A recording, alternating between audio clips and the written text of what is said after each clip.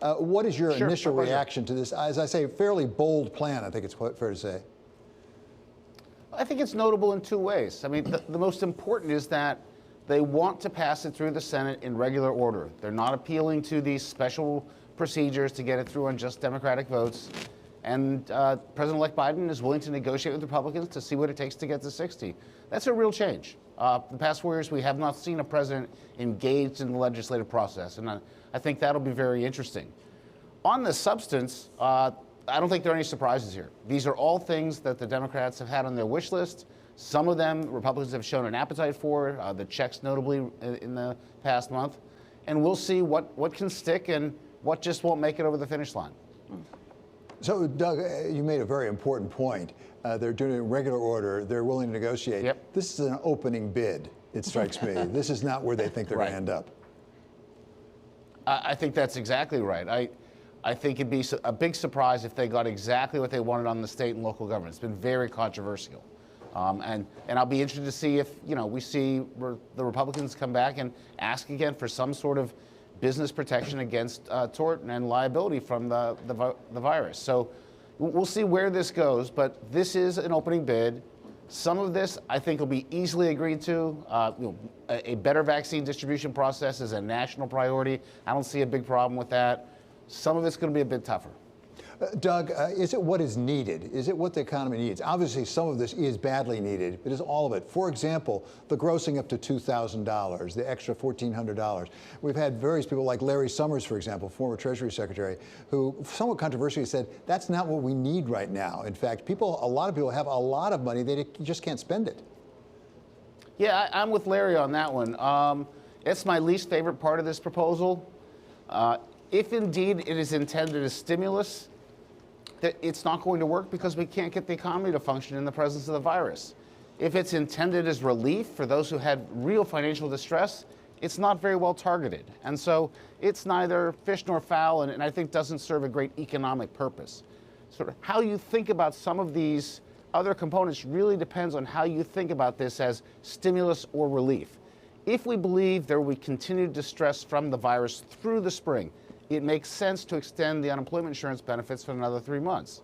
If you believe that the virus will largely be contained, labor markets can work effectively, that makes less sense. So I think there's going to have to be some sort of discussion about their vision for how the public health and the economy play out over the next 6 months to make the case for this package. Doug, it's great to see you. But is it fair to say, though, that maybe one of the most important parts of this package is the $160 billion going towards testing for the virus, going towards vaccine distribution? Because another former, Obama official, Austin Goolsbee, who's now at Booth School of Business in the University of Chicago, says, if you don't get the virus under control, your stimulus is just going to kind of keep washing away. Do you agree with that? Is this kind of maybe the heart for the beginning of the package, at least? Yes, I completely agree with that. We have big supply constraints on the economy. We have a big chunk of economic activity, which is high-income individuals spending on services that's just missing, and it's not going to come back until the virus is controlled. So if you really want a fully functioning U.S. economy, you have to deal with the virus. That component's very important. And I think as important as the money is the fact that the President of the United States will own the distribution and implementation of the vaccine. That kind of presidential ownership, leadership, bully pulpit is essential for success on big national measures. Doug, it's Heidi just chiming in from Sydney. One of the other pieces as I look through the components of this proposal, the $350 billion for state and local governments, that's going to be controversial, right? Because Republicans will say this is just a bailout for mismanaged local government budgets. What could be the trade-off here to get this part through? Well, I think that Republicans keep pointing to the fact that it's not really been terrible on state and local finances. We've seen income taxes hold up pretty well. Property values have held up, so property taxes have done well. A lot of the stimulus money that went into the Paycheck Protection and other programs showed up as taxable income at the local level. And the piece of the economy that has declined, those sales of services, is not a particularly heavily taxed part of the economy. And so revenues have held up better than expected. The states that are really having trouble are states that relied on tourism and just aren't seeing that kind of revenue come in. So I imagine there's going to be some negotiation over this, but there are two other places you can put money to help the states that really need it. One is in the vaccine distribution. We've had a lot of states say, look, we've got a plan, but we can't execute on it because we don't have the money. And so you can give states help, give it in the vaccines, and it's fungible elsewhere. And the second one, where there is no dispute, there's an enormous amount of distress, are in these state local transit systems, subway systems, bus systems. The ridership's just gone, and there's an enormous financial hole there. And there's money in there in this package for that. That's another place to help out. So this is a big package, a bold package. Some of it we knew was going to be a component of it, right? But it's interesting, as you mentioned at the top, this is not going to go through the reconciliation process. If he needs a 60 Senate votes, is there a chance that you take a look at this in its entirety and think it's overreach here, that it's perhaps less prudent than what he should have gone for? Well, I think the proposal itself reflects not just the opening bid nature of it, but also the experience of a lot of the people who are staffing what will be the Biden administration, who are in the Obama administration. They feel that they didn't ask enough early, and so they don't want to make that mistake again. As far as the tactics, I think that it's important for the president to try regular order and to give Congress a chance to find a way to get to middle ground and to do its job effectively. It may be the case that they want to come back and pass some more using the special reconciliation procedures. If so, everything I'm hearing says that they're going to do that, but they're also going to pay for it. Now, you or I might not like the pay-fors, higher corporate taxes, higher taxes in general, but it's a real change in the atmosphere in this town for an administration to talk about paying for its proposals. Doug, what has a $15 minimum federal wage got to do with it, so to speak? I mean, it might be a good idea or a bad idea, but the whole idea was to have this targeted specifically to COVID-19 and the direct aftermath. And that's the sort of thing that the Republicans, and by the way, some moderate Democrats, the likes of Joe Manchin from West Virginia, really get they get their hackles up about that. They say that's not got anything to do with it. Whether it's good or bad, it doesn't belong in here. I don't think it belongs in here. It's not stimulus, it's not relief. It gets in the way of recovery in the labor market. And so I expect that to drop out. Whether it's strategically put in so that they have something to drop out, who knows what the thinking is. But it's certainly something that the president wants to demonstrate to his far left that he cares about. That's a big issue for them. So, Doug, in terms of this whole question of how long this lasts, what do we assume here? What do we know about how this will be written? Because I think we've all mentioned, in fact, you said it, if the virus suddenly is diminishing because vaccines are going quickly, then you say maybe we don't need stimulus now. How do the sides agree on some plan to make that part of it work?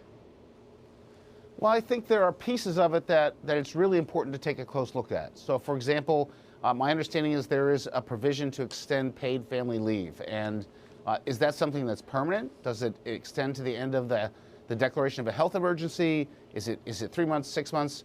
One of the things that has been, I think, quite remarkable about this episode is that Congress has responded on a large scale to the problems that the economy has faced, but it has not added new permanent programs. And so once this spending washes through, the federal budget goes roughly back to its baseline spending and revenue levels. If you start adding big new permanent obligations in the midst of this, I think that's going to be a very contentious issue. And trying to steer clear of that, I think, is pretty important. In terms of, is it 3, 6, 9 months? I don't think anyone really knows. And I think you're going to see the president and his team erring on the side of being generous. And we'll see just how far the Congress is willing to go with them. David called this what looks like an opening bid as he brought you into the show. You said, yes, some parts will be a bit tougher. Where do you expect this to end up? What gets dropped? Where do you think this package actually concludes? Boy, I really wish I actually knew the answer to that question, because that means I would understand the politics of the House, the Senate, and the next administration. So I don't know the answer. I think what's hardest to answer is, suppose you take state and local government aid. I think some ends up in there. What's the number? Very hard to say. There are some things I think drop out. I don't think a $15 minimum wage gets you there. I'm not convinced the $2,000 top-up for the checks makes it over to the finish line, given objections within the Democrats themselves. So there are some questionable items, but there's some core items where you do think that they'll go through. The vaccines have to, the transit aid I think has to. You know, there are pieces that will definitely be in there and will stay in there. You don't have a crystal ball for us, Doug? That's really disappointing. This is part one of two, right? Because we're expecting some of the bigger picture items to be addressed in a second proposal later on down the track: healthcare, climate, infrastructure. I mean, those are the longer term things that are going to have a real enduring impact. What do you expect to see in that second package? Well, what's interesting about the second package is that it has been advertised as the place you do long-term things: infrastructure, clean energy and climate in particular, whatever pieces of healthcare that they want to take on. But it has also been advertised as the thing that they use, so-called reconciliation, these special procedures that get you a 50-vote threshold in the Senate. Those procedures do not allow you to create law from whole cloth. They allow you to raise taxes, raise spending, lower spending using existing programs. And some of the things they want to do are not existing programs. And so that becomes a very, very tough squeeze as you try to put more money into something and then use it for a new purpose. And Republicans object and it gets tossed out of the procedures. And that's for that reason, that's a harder piece of legislation to pass, even though the threshold's at 50. And it's a slow process. So that will take some time. This they want to do fast. That's why they've chosen to go the way they went. Well, talk about that fast. Talk about the timeline here as a practical matter. This looks like a very big, complicated proposal. As you know, it'll take us some time just to get it written up, much less through committee. There also happens to be something going on called impeachment, with a trial in the Senate. As you look at the first 100 days, we're shooting at a moving target of COVID-19. As of April 1, who knows what that pandemic is going to look like? How does that timing work for this administration? Because if it takes 3 months, 4 months to get it done, it may be beside the point largely at that point. I think that assumes that we have an effective vaccination distribution and that we're approaching herd immunity, and we feel good about the outlook for the public health mission. But if, as we delay actual implementation of this, that doesn't happen, the urgency rises. It becomes much more important to get the vaccine aid out there. It might be more important to give people continued support in the presence of an economy that is shut down by a virus. And so I think the key remains the public health mission and having some success on that. And that's really where we are right now. We had a big spike in the spring. We're experiencing a very big spike now. And in many ways, they are faced with the same problem Congress faced, in March of 2020. And there was a lot of uncertainty then. We face it again. Well, Doug, you've worked for Republicans in the past. When you left that part of your career, you founded the American Action Forum as a bipartisan group. So when you read the mood in Washington for us, I know you said, oh, you wish you could figure out the politics, but you know a lot of people. You talk to a lot of people. This hope, this idea that maybe there's more of a willingness now for the two sides to work together. You said how interesting for a president to come in ready to negotiate. Has the mood shifted? Are more people on both sides willing to really sit down and get something done? Yes and no. At the moment, the town remains bitterly divided, and quite frankly, emotions are completely frayed, and a lot of people are walking around very distressed. And that's not a great environment for something like this. But bipartisanship begins in the White House because it's the only place that has the leverage to go to the other side and say, we know what's important to you, we'll make sure it's in. They have to go to their own side and say, we get it, we're disappointing you, but we need this vote, and we'll help you out some other way. If you don't have a president who's willing to do that, we've been with the president like that, you don't get important legislation through in regular order. It just does not happen. So it begins with the White House. They're going to try. These are going to be old muscles that have to be renewed in the Congress. People have to relearn how to do this, and I think it's going to be very interesting to watch. Doug, just before we let you go, talk to me about how you think the funding, how we're going to pay for this, right? Because we know, we've heard from a Biden official that they won't be using offsets. This will come from federal borrowing, with the idea that, in the middle of this sort of unprecedented pandemic and economic slowdown, now's not the time to worry about widening budget deficits. Is this prudent as a way forward, sort of this we buy now and pay later, or worry about it later sort of thing? I think my sentiment is shared by most economists who've looked at this, which is that all of the things that are being done to genuinely address the coronavirus itself and the fallout of the pandemic it is absolutely appropriate to borrow, and we shouldn't regret any dime of that. Doing things that have nothing to do with that and borrowing the money, that's a concern. And so that's where this package enters. When you scrutinize it, do you really think everything in there is needed to combat the fallout of the coronavirus? If so, then we will borrow it. We will have a stronger economy, which is the first step to having the federal budget recover. And then there will be real work in the years to come. And we will exit this episode with the highest level of debt relative to GDP. We will have lower interest rates than we might otherwise have had, but we will still have interest costs as a fraction of GDP rising as far as the eye can see. And that's not sustainable, and at some point has to be checked. That's a minimum condition for a sovereign nation. And the U.S. hasn't done it in the 21st century. So there is some real work left to be done, even if we say we don't have to worry about it right now. It's still out there.